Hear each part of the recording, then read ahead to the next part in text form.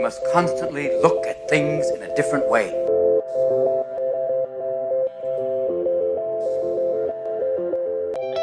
The Healthcare Education Transformation Podcast was created by two physical therapists out of the desire to learn more about the different educational roles in physical therapy and healthcare, and how healthcare education works by talking with educational leaders and people with different perspectives within physical therapy and across interdisciplinary lines on how education can be improved to disrupt the status quo of healthcare education. This is our journey, and thanks for listening. Are you a third-year physical therapy student that excels on tests when you have study guides, checklists, and deadlines? With all of the information available about how to prepare for the NPTE, it's easy to get disorganized and not feel prepared going into the big day. NPTE Prep Success is an online course that provides PT students easy-to-use study guides and step-by-step guidance through the NPTE preparation. To learn more, visit kylericeprep.com. Thank you again all for your continued support, and now for the show. Hello, everyone, and welcome to another episode of the Healthcare Education Transformation Podcast. I'm your host, F. Scott Field, and I'm thrilled as always to be joined by my co-hosts, Stephanie Wyrock and Brandon Pone. Today, we have some very special guests on the show who established a successful platform and following while still students in their DPT program. They're here tonight to talk about a little bit about how to be successful educators while being educated. So without further ado, I'd like to introduce the Prehab Guys, Arash Maghsoodi, Craig Lindell, and Michael Lau. So guys, we're thrilled to have you on the show today. Could you go ahead and introduce yourselves to our audience and kind of let them know a little bit about your academic journeys and how they kind of led you to where you are today? Yeah, so for us, we actually all met in PT school in Los Angeles at USC. We all came from all different backgrounds. I was a kinesiology major, your bio. Craig, you're also kinesiology. So we all met up in PT school.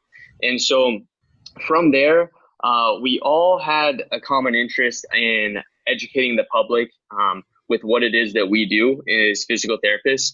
And we saw that there was a lot of stuff out there online in social media that wasn't necessarily evidence-based or what we thought was good quality. So for us, it was actually second year during PT school that we decided that we wanted to educate people and give them as unbiased a source of information as possible. And so we met one day, actually, it was during winter break, our second year. And we decided we're going to come up with something on social media. We had no idea what we wanted to necessarily educate on, but we knew that we wanted to do something regarding sports and orthopedics. And from there, it was actually that day that we decided we wanted to niche with prehab and injury prevention. And so from there, we just posted one post a day on Instagram, Facebook, YouTube, and Twitter, and have been consistent. And it's been almost 3 years since. And every single day we post a new episode each day, educating people as best we can. I think that's cool that you guys have this focus on education, especially education of the general public, because obviously that's why this podcast exists, is to help educate people on, what healthcare can do for them. So, you kind of gave us a little bit of a background as to how you guys started developing these posts, but tell us about the inception stories for the prehabguys.com and how that all came to be. I say we launched it, I want to say a couple months after the Instagram started, maybe a little bit more. It was winter break. Yeah, it was almost a year probably. Oh, actually, yeah, it's a year. Yeah, so we are not tech people. Let's just say that. Running a website is a whole other issue, and it's very complex. It's not as easy as social media posts. But we knew that we needed a way to further educate. There's character limits on Instagram. One of the biggest pet peeves with social media is that you can never tell the full story. At least with the blog or website, you have a little bit more access to diving in a little bit deeper. And so that's something that we wanted to do, and we know we always wanted. I know for a time, even before the Prehab Guys started, I had tried to run a blog and no one was reading anything. And that's another issue. You can write the best stuff in the world, but if no one's reading it, it's not going to do the world any good. So that's where social media comes in the sense that you can grab people's attention and then maybe divert them to somewhere else where then you could actually express your thoughts a little bit more. on a website. And that's really where the two kind of blend in for us. Our articles, we try to hit home a little bit more on the articles because we actually have the capabilities of talking a little bit more or sharing a little bit more information or linking to another article or another website or something like that. Where on social media, you're limited by those things. There are pros and cons of both. I don't know if that answered the question. It kind of went off. I would say that's honestly how we really started. Because Mike, you started that website when I was in class. And on Mondays, I would just sort of trail off from lecture. And I found Mike's website. He was writing blogs, and I was like, this is a great idea. So then I just kept hassling Mike to like write with him, do stuff. And then also Arash, Mike, and I, we were just chatting at the breaks. And then Mike was like, dude, this is a lot. And then, we just kind of all teamed up. That's really interesting. And especially hearing, of course, Mike, you kind of mentioned that one of the big things initially, kind of one of the hurdles getting through initially was kind of actually developing that website. Because as you said, technology in that aspect was something that was a little bit more unfamiliar to you guys kind of at that time. But, I'm just really curious. So apart from that, did you guys hit any speed bumps, receive any negative feedback when you started putting out all the content, considering you were students at the time? Yeah, I mean, I would definitely say initially we had people, I mean, there's always going to be haters on social media. That's the reality of it. When someone's behind a screen, it's easy to talk smack on a post or disagree with what we wrote regarding. And initially, I know for me, at least, I would really take it to heart and think that I just wasn't educated in the field. But I realized later on that people are going to have their thoughts regardless if it's a good post, bad post, whatever it may be. But initially, definitely it affected. And going off that, I would say we tried to keep things as evidence-based as possible, especially as students, to mitigate that as much as possible, because we knew that it's inevitable. People are going to talk negatively from time to time, regardless of what it is that you talk about. I think what was interesting was the three of us, we took a photo in front of the departments. So USC, they have like banners throughout the health science campus, the building. And it said like USC Department of Biokinesiology and Physical Therapy. And the three of us took a photo in front of it. This is very early on. Like this is very early. Yeah, this is probably the first speed bump I think. This is the first speed bump that I think of. And we got an email from the university, and they were like, "Hey, can you guys take that photo down? Please remove it. You can feel free to still wear USC stuff." Yeah, well, they wanted to know what we can dive into it more, but they were like, "You guys can still wear USC stuff, but like, we don't want to be associated. Like, we don't want to look like we're endorsing you guys.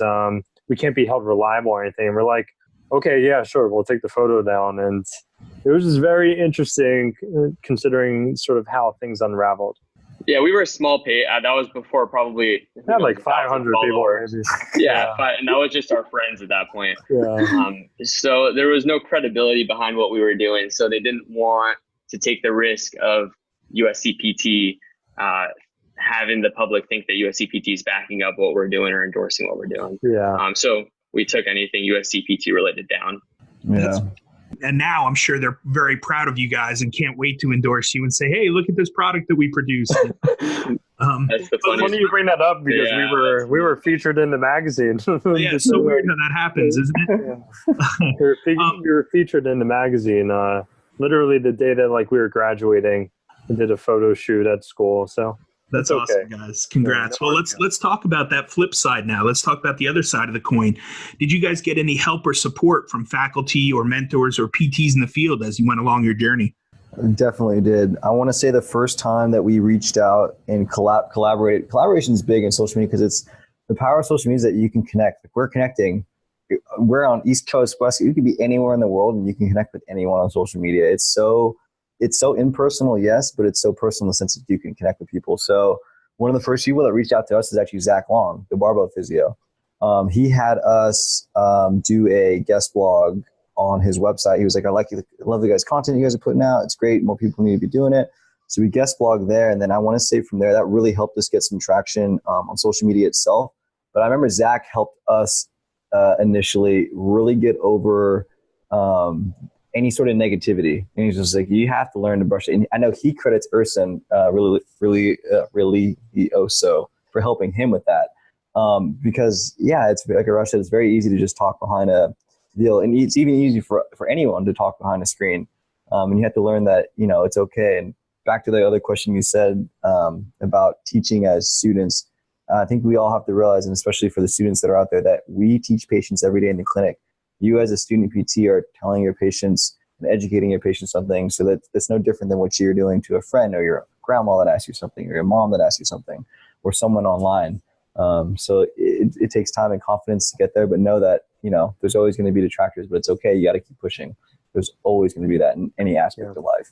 Yeah. First, going off of Zach Long's story, at first it didn't make sense to me. Why would we repost for a repost? Because now they're getting our followers and we're getting their followers. But I realized that there's enough to go around. And if one PT grows online, another PT is growing online. There's a lot of people in this world. The more we can educate together, the more all of us will make an impact. And there's enough people to go around for every social media platform there is out there. Even when we received that email from USC, I know that I had personal mentors at USC, including Dr. Jared Viggy, who has a very good online presence, as well as another mentor, Dr. Beth Fisher. They were both very supportive of what we were doing. They loved it. So even though from higher up, maybe there's a little bit of disconnect and the support wasn't there, but as well as online, and then also some faculty at USC, they did support us, which was good. I think that, your guys' discussion about how we need to be collaborative on social media and how there's enough followers to go around and how we need to help kind of build that brand of what physical therapy is, and we need to educate people, that really, really resonates with me. And I think that I'm curious to know how you guys were able to balance your time between being educated at school and creating all of this content. Because, as students, we're all so busy. Sometimes students think, I don't even have time to go to this conference because I have to study for all these exams. How did you guys find the time to be able to to kind of get this side hustle going? I think we're just all passionate about it. What a lot of people don't know is third year was a beast. Mike was in China.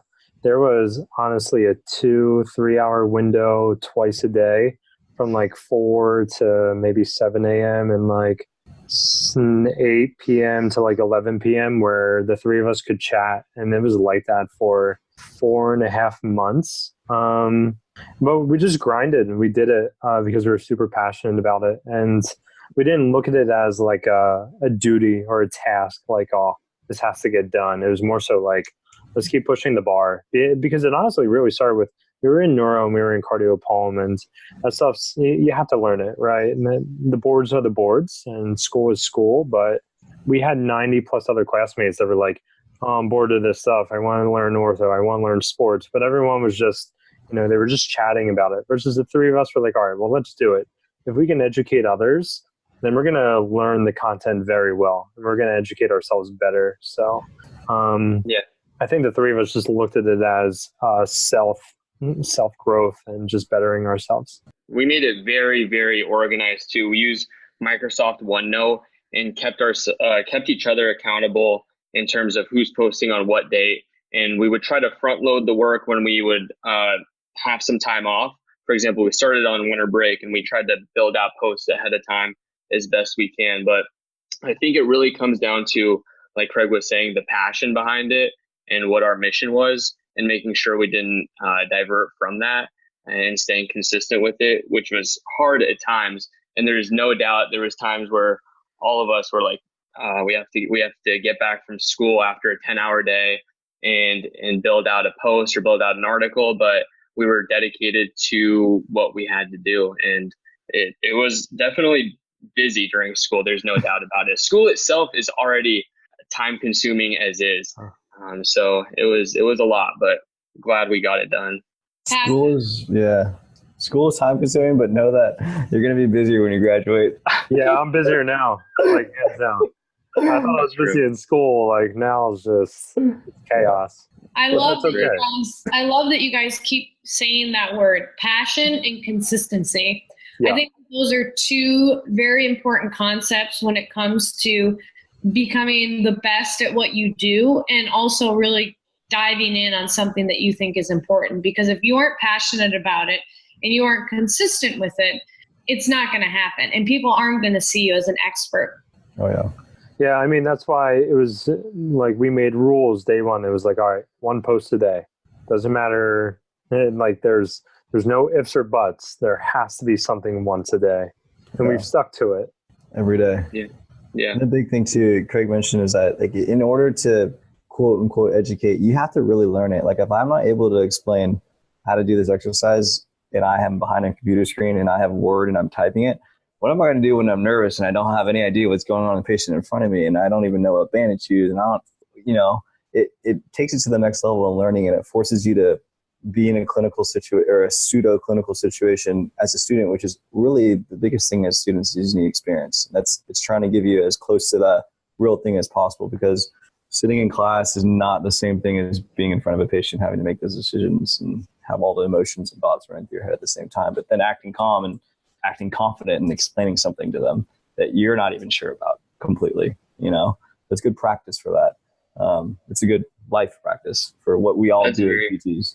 Yeah, that's very true. Actually, before even we created this, I know there was a classmate of ours, Chad Waterbury, who is big in the strength and conditioning world, who is also a hybrid, like a strength and conditioning specialist plus physical therapist. But I would talk to him because he had his own blog and had his own online presence as well before we started. But my goal always with writing is to try to make it so that I understand the material better, because you may think you know something until you have to teach it or until you have to write it down. And until you write it down, that's when you realize where these gaps are in your knowledge base. So I think that definitely helped us in learning a little bit more. And I realized whatever I'm interested in writing about, I'm sure there's a lot of other people that are interested to learn this material. So the way I would try to make my post is, what did I wish I learned 5 years ago or right before I went to PT school? I'm sure there's a good group of people that would be interested in that same exact topic. You guys have a really interesting name, I think, the Prehab Guys. I'm really interested. I know you mentioned that, the concept of prehab was kind of what attracted you to that name, but can you give us the 411 on the meaning behind the Prehab Guys? The whiteboard and G37 in the basement of USC. 3 of us were just meeting and we were spitballing ideas. Mike was like, I love the word prehab. Like, we got to use it. So then we were just trying to think of, I think before we even came up with the name, or like, all right, well, what's our mission statement? What's our bottom line?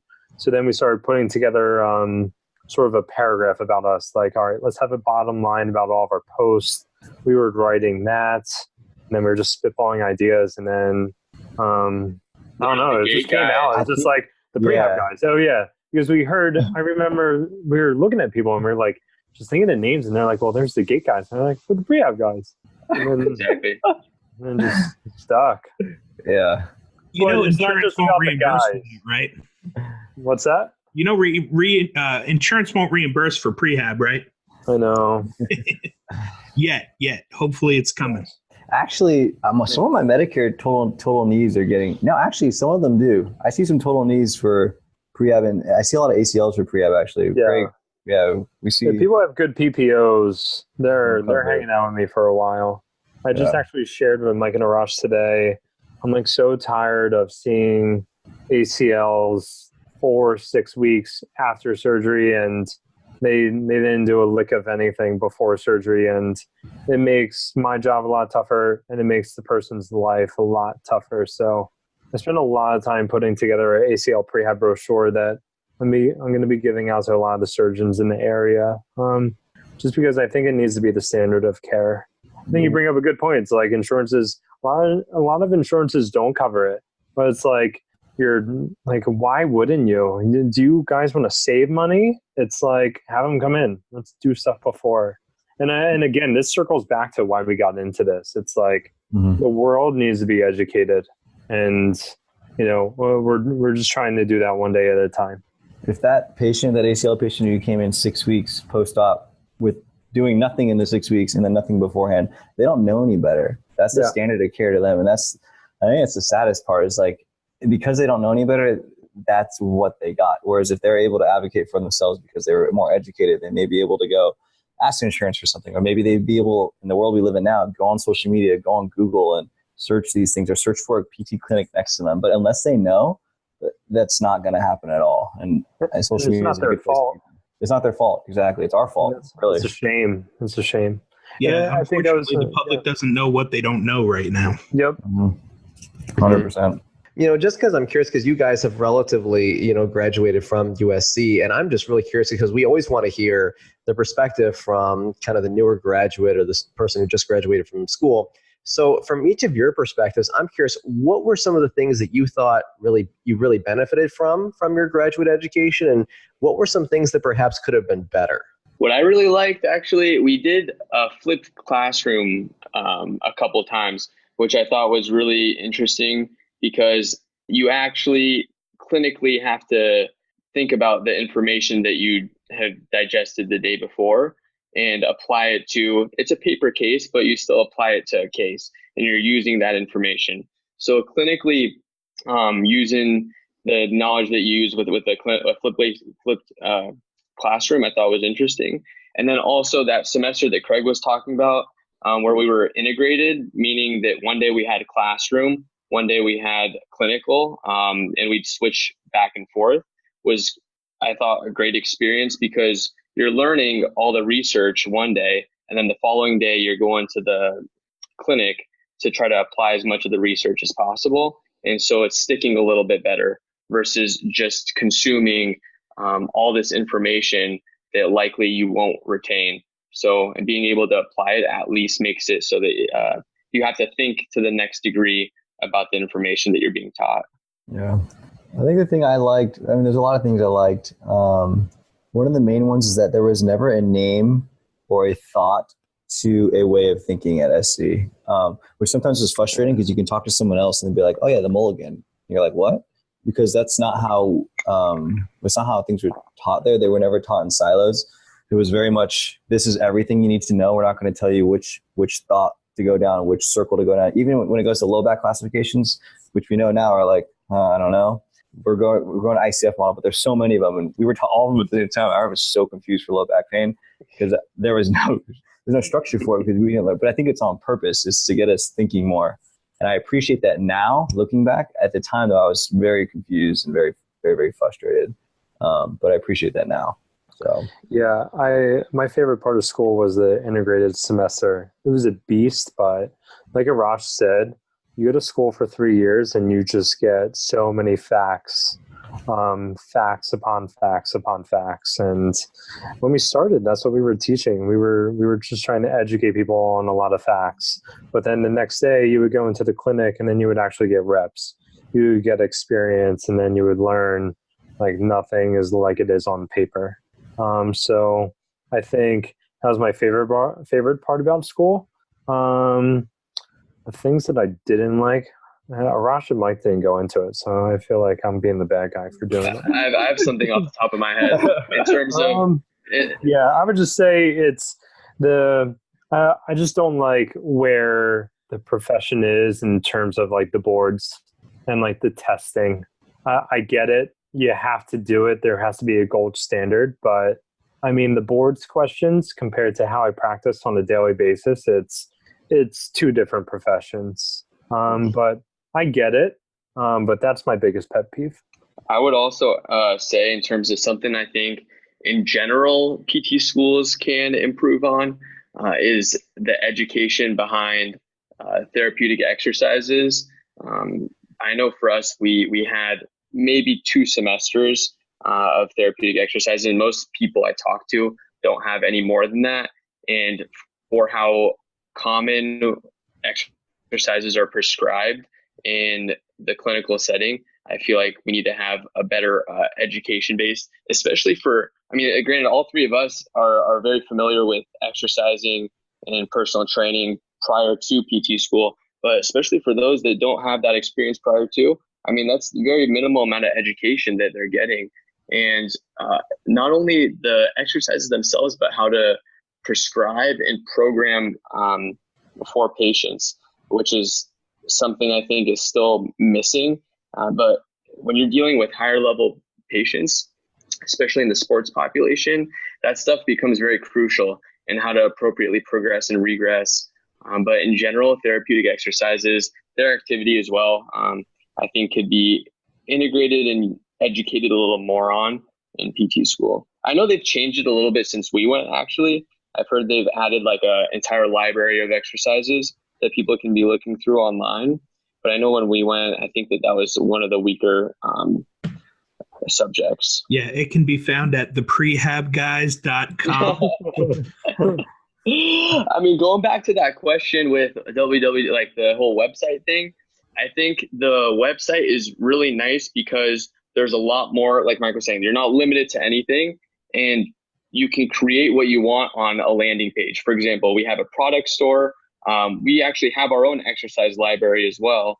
So these things can't be done on social media. And this exercise library is very easy for a lot of clinicians to use as well, looking for specific exercises. And it's funny because I've even met people in conferences where they've talked about how they have different because you can save videos on Instagram and they have playlists for different body parts, and they'll just save videos of certain exercises under this playlist from different pages that they like to follow, which they use as a resource now. Social media has exploded, I think, for PT in the last 3 years. I like to think, well, I know that's a very good thing. One, and it's all about getting as much education, pseudo education or pseudo clinical experience as you can, and to see someone else show an exercise or work with the patient, like you're getting that experience. And I think that's my biggest negative for PT schools is there's just a lack of clinical time. And the biggest issue is that we just don't have enough time in the clinic. And I understand that you need to get as varied of experience as possible, and that you need to learn the didactic information. But if school's 3 years, you can learn the anatomy and physiology and all that stuff pretty fast. You just need to experience it for yourself. Even if you're not the one leading it, I probably learned more watching other people treat than I do treating myself. I don't know if that's an accurate statement, but I love watching other people treat. Like, I love it. Like in picking up things that they do or they say, or just the nuances of something they might do. I'm like, oh man, because it's something different than what you already know in your head. If you only do what you're doing, you're never going to know anything different. But through social media, you can see 1,000 different PTs from across the world trained in 1,000 different ways and be like, dang, that's really cool. I've never thought of that, or I've never thought of that rationale for that. And it's bringing learning outside of the classroom. Exactly. I think that's, even if it's something that you don't necessarily want to implement in your practice, it's still getting your mind thinking. It's like, why wouldn't I do this? Or why would I want to do this? And there was an article, I think it was January of this year, that came out talking about the Kardashian index, which I thought was pretty interesting, where there's social media pages that have big followings. So there's basically false positives, true positives, false negatives, true negatives. But false positives and true positives are the pages on social media that are big. A true positive is a page that's credible to talk about what they're talking about and has a big following. And then there's the true negative, which is a page that's big and is not credible to talk about what they're talking about, which is far too often on social media. So for us, we wanted to make sure people got the best information as possible. Even if not, they're still at least getting some type of information and education where they can think about if they want to use this or not. But I feel like it's a lot better and healthier for them to scroll through some type of educational material than a lot of the other stuff that's out there on social media. Yeah, totally. And I think going back to kind of what you guys said on some of those points there, because I think you bring up a lot of common ones and a lot of important ones that we've kind of heard as themes throughout this podcast. And Mike, I'm going to add to one thing that you kind of said about getting more experiential learning, kind of, shall we say, because that really puts it into context so you can experience it, then it sticks more and it's better to apply. we actually had a guest on actually almost last year, Rob Vining of PT Tech Talk, and he had this actually fascinating idea to kind of see multiple clinicians practice. He's like, if there was a way that you could just automatically just on your computer, or you can even, what you could do is just click and you can just see a therapist treating and working with a patient. And you could just see all different types of clinicians, different settings and stuff. And I'm like, that is such an interesting idea that I never would have thought of. Yeah. Just like live stream. Yeah. Live stream treating. Yeah, pretty much. That'd be awesome. I mean, my clinic just brought on 2 PTs, and like now I just transitioned to, we basically have 2 sites. Now I transitioned to a site where I'm mostly on my own. But before I was leaving, I was like, well, we have 2 third-year students from USC there. And I was talking to them, and I said, just observe everything. Just be a sponge. The only difference between you and I is reps and exposure, because we're really not that far off. I mean, I've been practicing for a little over a year, but I said, listen, there's 2 new PTs here. Like, I am hoping someone cancels so that I can watch them eval patients. Because it's just, you're going to see there's so many different solutions to come to the same outcome. I use it with patients all the time because they're like, oh, well, I had someone else show me this or do this. Is this going to work too? I'm like, 5 + 4 is the same thing as 6 + 3. There's different ways to get to the same solution. So I love that idea. I just don't think HIPAA would. Yeah, that's true. I don't know any of the logistics and how that would actually legally be able to happen, but it was an interesting, innovative thought. Yeah. No, I love it. That'd be awesome. Like, can you imagine like a Vimeo on demand, or like I don't even know. That would be really cool. I would live stream my one coworker like twice a week. Easy. Yeah. That's why I'm taking my first student right now, and I love it. Not only because it keeps me on my toes with questions he asks, but then I get to see I'm with him way more than I'm with any of my other clinicians. I'm like, I see that, or we talk about things that I wouldn't normally talk about. And I had a student. Yeah. I took a Chris's student the other day, and I was like, all right, you're gonna assess, like you're gonna go through it. You can do whatever you want. And she like probably thought that I was hawk-eyeing her the whole time. I was like, I want to see what she does. Like, I want to learn something today. And I did. It was totally cool to just see how someone else just handles your patients and goes about working with people. I love it. Even you having to verbalize your thoughts itself gets you thinking to the next degree. I mean, that's why, not necessarily why, but we are getting into teaching courses, and just teaching courses itself.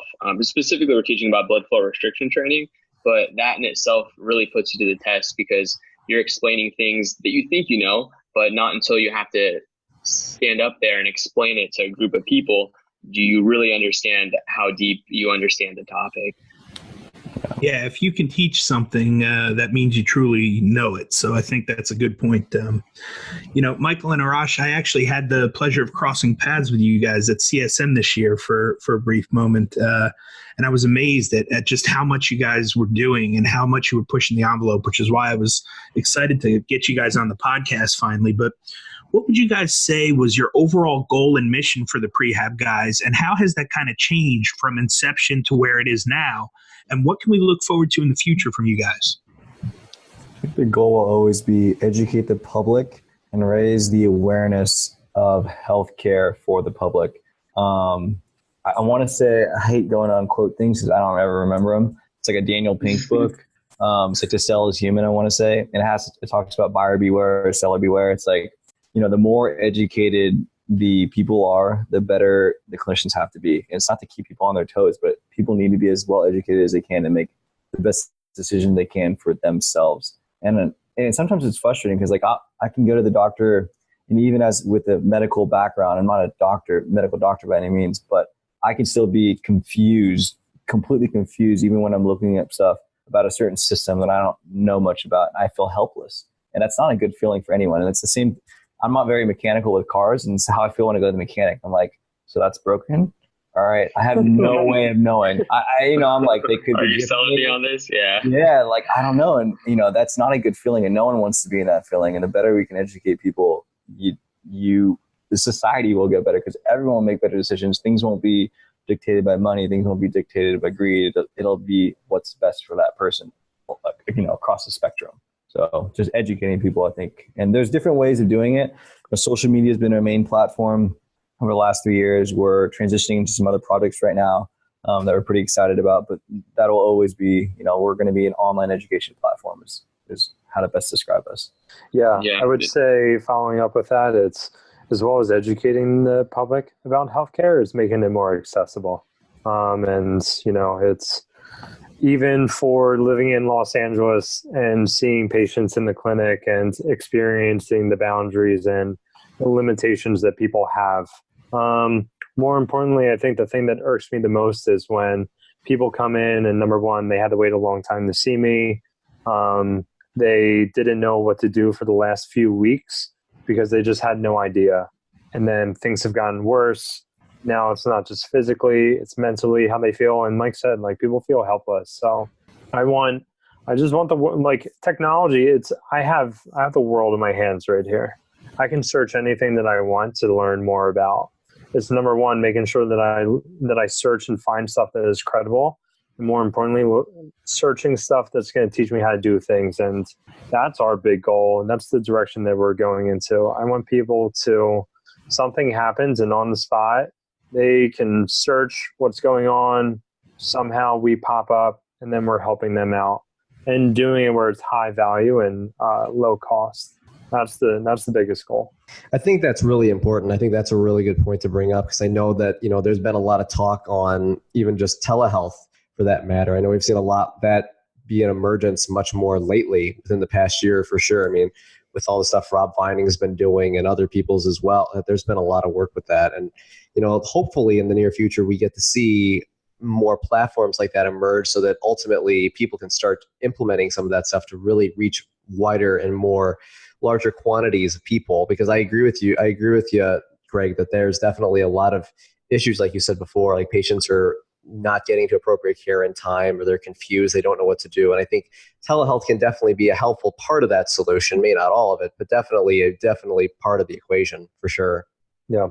So guys, what would you guys recommend to a healthcare student or new grad who may be interested in creating a business while in school? Like, how should they look to get started, and kind of what are your words of wisdom from that department? Find whatever you're interested in. You have to find some type of niche, whatever it is. For us, Prehab, it's very encompassing of a lot of different things. There's other pages out there that have somewhat of a niche. And once you find what it is that you want to market yourself as a healthcare provider, from there, go all in. Trial and error different things. For us, if you look back at our posts from 2.5, 3 years ago, you'll see how they looked and how we've evolved our posts up until now. We're staying relevant with the way things are changing.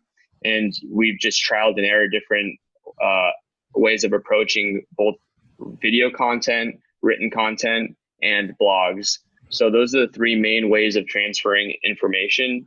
But it's really just a trial and error thing where you just ship an idea and you see how people take it. And from there, you just continue to improve your product. Yeah, I say, for a student trying to do something right now, you have to do it. We had no idea what we're doing. I can honestly say we think we have plans, we have goals. You could say we still have no idea what we're doing, no one knows what they're doing. It's, you're never going to have it. I'm such a planner too. That's my personality. I need to have plans. I need to have set things, but nothing ever goes by plan. And the sooner you accept that and realize it, the sooner you're okay with quote unquote messing up, which really isn't messing up, the sooner you're going to be able to take initiative on any action you have. And you just got to take the first step and then go head deep. Don't divert your time to a side project that's going to take away from your schooling. Ideally, it's something that is going to help your schooling. Like for us, if I don't know about patellar tendonitis, I need to go read about it because I'm going to write a post on it. So hopefully it's something that's, encouraging and supporting your schooling, not something completely different. And they should always be, the schooling will help your business, the business will help your schooling. But yeah, you just got to start. You got to start. I would try to find someone that has done what you want to accomplish and reach out to them specifically to see what path they took and learn from them. Also, if you find a mentor to help you with that specific business or venture, that is huge as well. just to have some guidance, even to have a third person perspective. For us, I mean, we're fortunate to have all three of us where if I think I have an idea, sometimes I run it by these two and I realize, wait, that doesn't make any sense. We shouldn't push with that, and vice versa. That's the benefit in having multiple people versus me wasting my time thinking this was a good idea and not having another perspective on it. Yeah. I would say also that it's never going to be perfect. And if the ultimate goal is to get a really big following or try to be someone up on like a stage, just trying to have a lot of respect, know that it's going to take time. And you have to embrace the suck. Like it's always pretty on the outside when you look at it. But man, it's a grind. But you have to embrace the grind. You just always have to have your eyes on the end goal. And like Mike said, dive head in first. You'll find what you're passionate about. You don't have to force anything and you don't have to be like anyone else. But you'll find your passion and just do it. Just try it. It's like riding a bike. You're going to fall. It's going to suck. It's going to feel awkward maybe sometimes. But you just have to do it. It's just like working with patients. It's like you get an eval and it's something that you've never seen before. And you're like, oh shit, I have to look this up. I need to review this. I need to chat with my peers. And you're going to mess up. It's not going to be perfect, but it's like, it's no different. Just go for it. That's what we did. And like we do it one step a day. And listen to feedback and take it as it comes. You're not going to have the best plan. Absorb. Don't be stuck on one way. If someone says this is going better, change. Adapt to it. And like Craig said, like listen to your peers. I think it's really cool. Like Mike said, social media has blown up in the past 3 years, and who knows what may be the next big thing for DPT students and new healthcare grads to jump into. That's the beauty of technology and where the world is going. But you'll never know until you try. So, you got to go for it. That's some great advice, guys. And, I can't thank you enough for all your time and for coming on the show tonight. We like to ask all of our guests this one final parting question. If you could change one aspect of healthcare education, DPT related or otherwise, what aspect would you change and how would you change it? I would definitely want and ideally have the cost of school be a little bit less. That's for sure, to make it a little more accessible, because that itself is already a barrier for a lot of people to enter higher level education. Some of these people could be great potential therapists, great potential doctors, but that in itself, the debt that it would create is something that a lot of people are scared to go into. And the financial return right now for most people is hard to justify. Or on the reverse end, the student comes out with $250,000 in loans and takes job A, which pays $100,000, but it sucks. There's not going to be no stimulation for them because they're worried about their debt. Instead of taking job B, that's only $20,000, $30,000 less, but is the perfect program, or doesn't do a residency because they don't think they can. The debts, we understand. We're all have loans, big loans. It's a big problem. It's a big problem. It's going to explode. I don't know. Something's going to change in the next 20 years because there's too many students in debt across healthcare. How can people get loans for houses? No one's going to own houses anymore. How is that going to change the type of people getting into the field? And I'll be honest, I have a lot of aides at my clinic, and we talk. All of them come in wanting to go to PT school, and I have talked a lot of them out of it because they need to be 100% invested, regardless of all these other things on the side that don't have anything to do with what they're passionate about, and it needs to make sense for them as a lifestyle.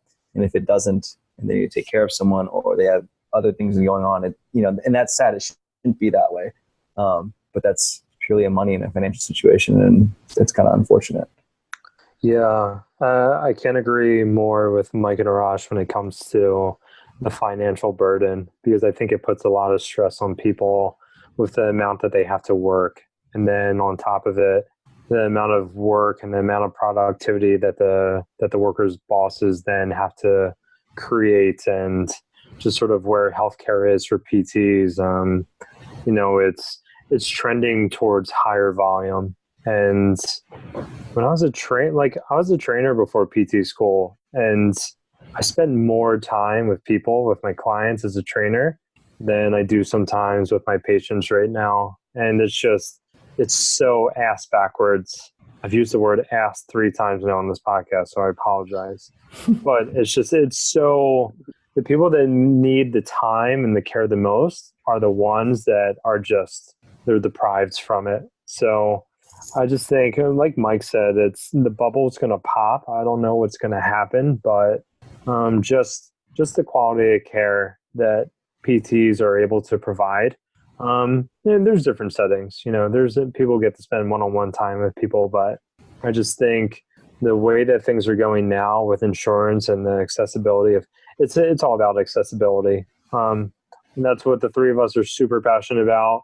That's where we're moving forward with our products and what we're doing. And so, I mean, we're just trying to impact healthcare because it's a much bigger world than what we know. Yeah, and it's not just PTs that are affected by this. It's every other healthcare profession that has increasing debt. Every other healthcare profession that even if they might make $200,000, that's like we heard some orthopedic surgeons here in LA aren't even getting $200,000, which is kind of mind blowing. I mean, yes, that's a lot of money, but it's not that much in LA though. Yeah, it's getting very saturated here. There's docs that are. I mean, I know a sports orthopedic surgeon here that's transitioning to doing more joint replacements, because that's where the money is, and they're following the money. It's very saturated. It's very saturated here, and what money does. Unfortunately, it's just. I went to the doctor's office the other day and I had to wait an hour and a half. I was like, this sucks. Yeah, it's just because there's the supply and demand, and the insurance companies rolling everyone. It's rough. Yeah, I don't know what the answer is either. I mean, education, I think, stems a large part of it, and that's why we're trying to do it. But there's a lot of answers, a lot of questions, a lot of things that need to change. But something big is going to happen in the next decade because it has to happen. There's a student out there listening right now that's getting fired up, and he's going to change the world. Yeah, message us when you come up with that idea. Yeah. What do you guys, because I totally agree with you guys in saying that, because I mean, it's interesting because at the end, because ironically, when we ask that question at the end of every episode, cost is by far the most common response that we get from all the guests. So clearly it's a big issue. And, I don't know if you guys have seen in the past when Jared Carter did that one video talking about Medicare reimbursement and stuff for the future with the baby boomers. Did you guys check that out? I haven't seen that. So basically what he goes through, and he basically calculates how Medicare's already struggled to meet its ends meet now. And he's basically showing through math that it's just not mathematically possible that it's sustainable. Like massive cuts are going to happen. Makes sense. Providers and patients are going to be equally screwed. So that's kind of why he's like, and that's why I do cash or out of network. Yeah. And that's why we need to show our value, because that's the only way we're going to survive that. It sounds bad to say, but I would love to, whether it's through us or just in general, love to eliminate unnecessary medical anything, including PT, unnecessary PT. There's so many patients that I see that, yes, I'm going to do many things to help them get better, but it didn't necessarily have to be me at my threshold of education or my threshold of pay, which isn't even much. It could have been something else through education online that could have helped that person almost as much. And that's just the PT side. There's so many ways that we can help people higher value and lower costs. And it's maybe I think it's through telehealth really that we're going to be able to eliminate not necessarily shitty PT or shitty medicine, but unnecessary and underutilized or it's overutilized right now. That's the reason why everything's coincidental treatments. Yeah. A lot of stuff is like, you just gotta let nature take its course. And then I can rub your knee, I can tickle your ear, wiggle your toe. You're gonna think one of them helped, but it was just 7 to 10 days, and this is gonna get better.